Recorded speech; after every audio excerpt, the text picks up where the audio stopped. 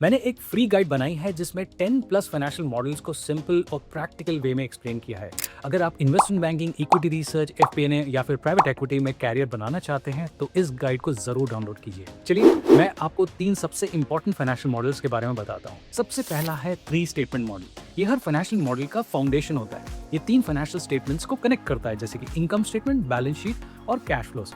इसलिए अगर एक स्टेटमेंट में कोई भी नंबर चेंज होता है तो बाकी दोनों स्टेटमेंट भी ऑटोमेटिकली अपडेट हो जाते हैं। दूसरा है डीसीएफ मॉडल। अगर आप वैल्यू एस्टिमेट करना चाहते हैं कंपनी की तो डीसीएफ मॉडल को यूज किया जाता है।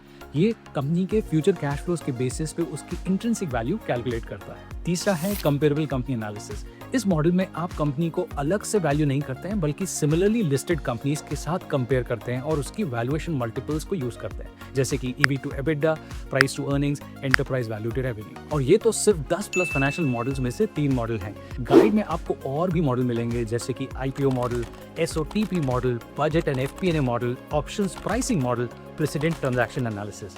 और सबसे इंपॉर्टेंट बात यह है कि किस सिचुएशन में कौन सा फाइनेंशियल मॉडल यूज करना चाहिए, ये भी एक्सप्लेन किया गया है।